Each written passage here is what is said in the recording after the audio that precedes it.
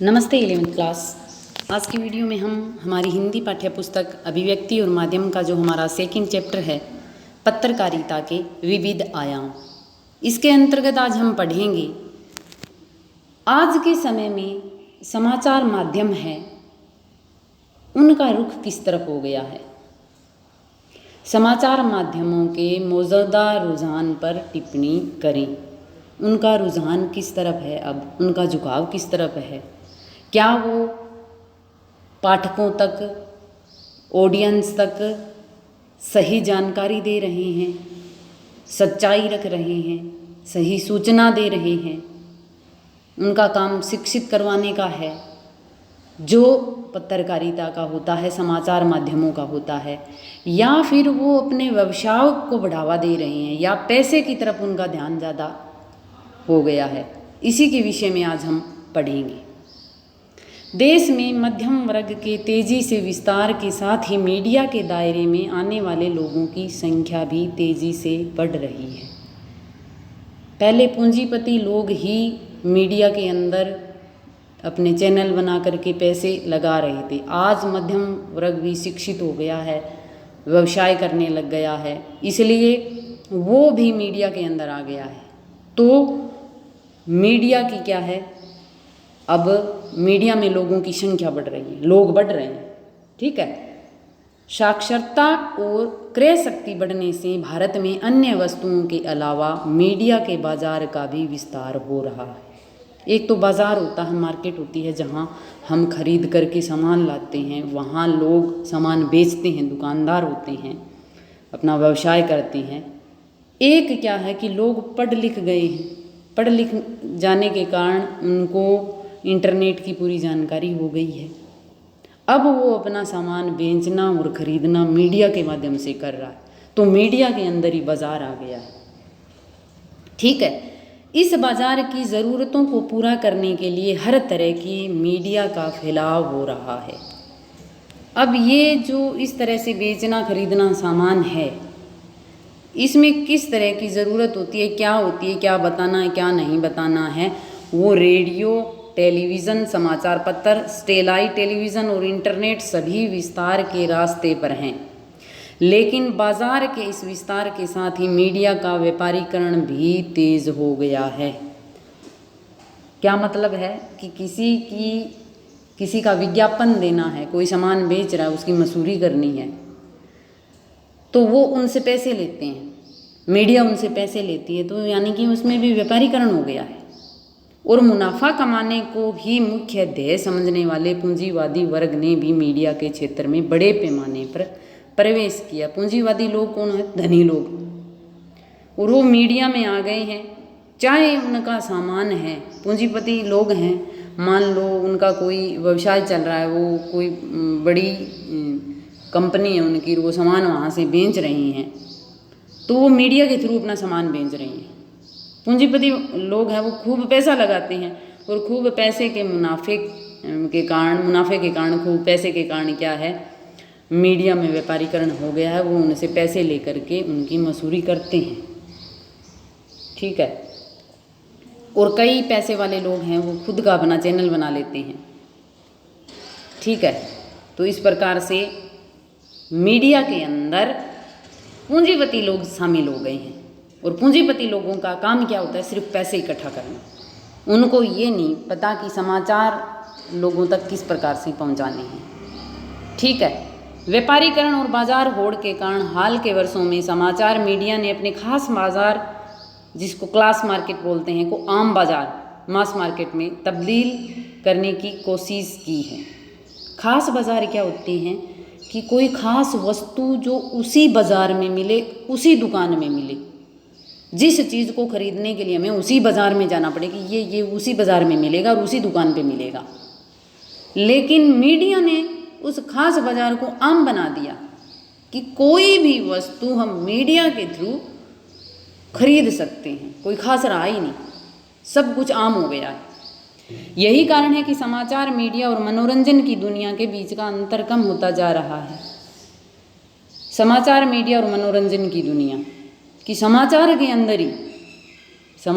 अंदर मनोरंजन, कोई सामान बेच रहे हैं, कोई खबर दे रहे हैं, उसी को उसी मनोरंजन के ढंग से प्रस्तुत कर रहे हैं, तो पता ही नहीं लगता कभी कभी तो कि ये समाचार है या मनोरंजन की चीज़ है। दोनों में अंतर ही खत्म हो गया है। कभी कभार तो दोनों में अंतर कर पाना ही मुश्किल हो जाता है। समाचार के नाम पर मनोरंजन बेचने के इस रुझान के कारण आज समाचारों में वास्तविकता और सरोकारीय सूचनाएं और जानकारियों का अभाव हो गया है।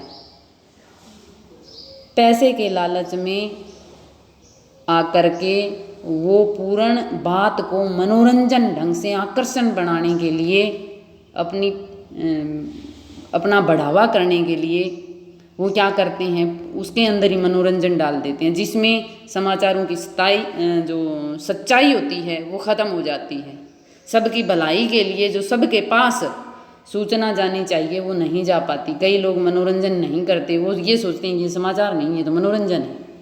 जानकारियाँ अधूरी रह जाती हैं, उनमें कमी आ जाती है। आज निश्चित रूप से यह नहीं कहा जा सकता कि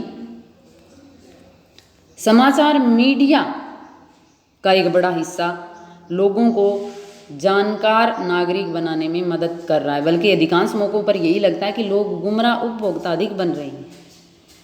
कि सच में ऐसा लगता है कि जो मीडिया है वो गुमराह कर रहे हैं लोगों को। कई बार तो सही जानकारी देने वालों पर भी लोग विश्वास नहीं करते। कोई सामान अगर सही रूप में भी कोई बेच रहा है ना, तो कई लोग तो ये समझ रहे हैं कि ये झूठ बोल रहे हैं, ये सामान ऐसा है ही नहीं, भटका रहे हैं। गुमराह करने का मतलब कि कई क्या होते हैं कि 2000 का सामान है, उसका प्राइस 4000 करके उसको झूठ से मीडिया उसको झूठ से कि ये कितने साल चलेगी, इसकी ये है गारंटी है, वो इस तरह से करके कि अपना सामान है वो बेच देते हैं, यानी कि नागरिकों को गुमराह करने वाला काम कर रहे हैं। अगर आज समाचार की परंपरागत परिभाषा के आधार पर देश की जाने मानी समाचार चैनलों का मूल्यांकन करें तो एक आध चैनल को छोड़कर अधिकांश सूचना रंजन क्या होते हैं, जानकारी को मनोरंजन ढंग से प्रस्तुत करना।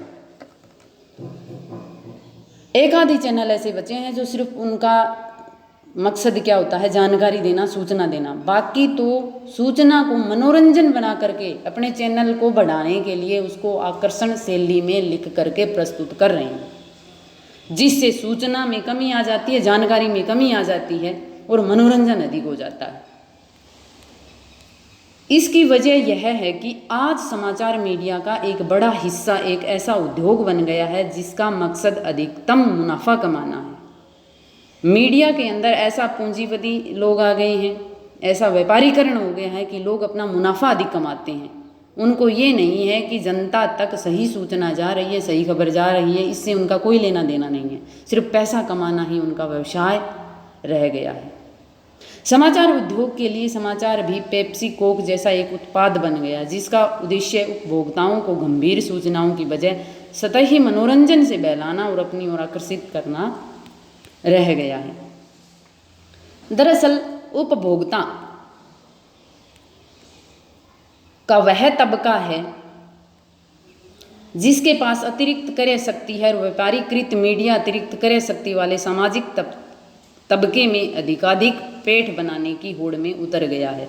अब जिसके पास अधिक पैसा है वो अधिक पैसा लगा करके अपने चैनल को और आकर्षण ढंग से प्रस्तुत कर रहा है, और जो सही सच्चाई प्रस्तुत करने वाले हैं वो उसकी होड़ में पीछे रह जाते हैं।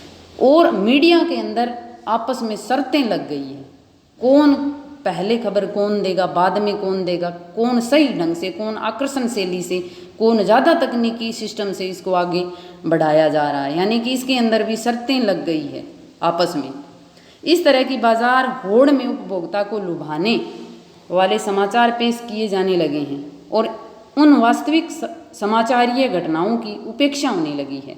वास्तविक यानी कि सच्चे समाचार, सच्ची सूचना और सच्ची जानकारी जिन लोगों को आज देनी है उनकी उपेक्षा, उनकी अवहेलना हो रही है, जिसके कारण जो उपभोक्ता के भीतर ही बसने वाले नागरिक की वास्तविक सूचना आवश्यकताएं थी। हर नागरिक की, हर आम आदमी को ज़रूरत किसकी है, आवश्यकता किसकी है, सही जानकारी की, लेकिन वो आज मीडिया के अंदर बहुत कम देखने को मिल रही है। जिनके बारे में जानना उसके लिए आवश्यक है। इस दौर में समाचार मीडिया बाजार को हड़पने की होड़ में ज़्यादा से ज़्यादा लोगों की चाहत पर निर्भर होता जा रहा है और लोगों की ज़रूरत किनारे की जा रही है। लोगों की ज़रूरत को नहीं देखा जा रहा, सिर्फ अपने पैसे और अपने लालच की तरफ मीडिया ज़्यादा भटक गया है। इसमें कोई संदेह नहीं है कि समाचार मीडिया में हमेशा से ही सनसनीखेज या पीत पत्रकारिता और पेज-थरी पत्रकारिता की धाराएं मौजूद रही है। सनसनीखेज, पीत पत्रकारिता, पेज-थरी पत्रकारिता, इसके पहले हमने वीडियो में पढ़ा था कि कौन सी पत्रकारिता होती है, जो जल्दी से जल्दी समाचार पहुंचाया जाता है, मनोरंजन पूर्ण तरीके से कोई बातें बताई जाती है, या बड़ी बड़ी पर्सनैलिटी होती है उनके बारे में जो जानकारियाँ होती है, ये चीज़ें होती है। ये ज़्यादा हो गई है सूचना की जगह। बड़ी बड़े जो लोग होते हैं, खिलाड़ी हो गए, राजनीतिज्ञ हो गए, फिल्म स्टार हो गए, सिंगर हो गए, उनकी जानकारियाँ ज़्यादा दे रही हैं और जो नागरिकों को, जो ऑडियंस को जो सूचनाएं चाहिए उनमें कमी आ गई है। इसका हमेशा अपना स्वतंत्र अस्तित्व रहा है। जैसे ब्रिटेन का टेबलॉइड मीडिया और भारत में ब्लिट्स जैसे कुछ समाचार पत्र रहे हैं। कुछ एक ही पत्र ऐसे हैं जो सच्चाई प्रस्तुत करते हैं। पेज-3 भी मुख्य धारा की पत्रकारिता में मौजूद रहा है, लेकिन इन पत्रकारीय धाराओं के बीच एक विभाजन रेखा थी जिसे व्यापारीकरण के मौजूदा रुझान ने ख़त्म कर दिया है। पेज-3 में पहले भी सही खबरें दी जाती थी, जिसके अंदर वो चीज़ें नहीं थी जो भड़काने वाली हो, लुभाने वाली हो, लेकिन आज वो सीमा हट चुकी है। आज वो सिर्फ आकर्षण शैली से आकर्षित करने वाले तरीके से ही वो समाचार, वो जानकारी क्या है, ऑडियंस तक पहुंचाई जाती है। यह स्थिति हमारे लोकतंत्र के लिए एक गंभीर राजनीतिक, सामाजिक और सांस्कृतिक संकट पैदा कर सकती है। राजनीति में भी हम देखते हैं, प्रशासन में छोटी सी बात कोई नए बताने वाली हो वो मीडिया बता देता है, और बताने वाली है वो छुपा लेता है पैसे लेकर के। तो राजनीति में असर तो होना ही है। समाज पे भी असर इसका पहुंचेगा ही पहुंचेगा सीधा, कि समाज के अंदर अगर कोई सांप्रदायिक दंगा है और वो नहीं बताना है तो मीडिया उसको बढ़ा चढ़ा करके बता देगा, पक्षपात कर देगा, तो समाज के अंदर अव्यवस्था होनी की पूरी आशंका रहेगी। और सांस्कृतिक धर्म के नाम पर, संस्कृति के नाम पर, ये सब क्या है जो आकर्षण ढंग से जो प्रस्तुत करते हैं, इसका बुरा प्रभाव जरूर पड़ेगा। आज हर समाचार संगठन सबसे अधिक बिकाऊ बनने की होड़ में एक ही तरह के समाचार पर टूटता दिखाई पड़ रहा है। एक ही शैली में, आकर्षणपूर्ण जो शैली है, जल्दी से जल्दी जो समाचार देने की मीडिया में ये होता है, एक चैनल दूसरे चैनल से पहले खबर पहुंचाना चाहता है और उसकी तय तक नहीं पहुंचता, पूरे तथ्य इकट्ठे नहीं करता। हो सकता है वो झूठ भी हो सकता है उससे कोई समाज के अंदर दंगा फसाद हो जाए, लेकिन वो जल्दी से जल्दी में लगा रहता है, जिसके कारण क्या है, सच्चाई जनता तक नहीं पहुंच पाती।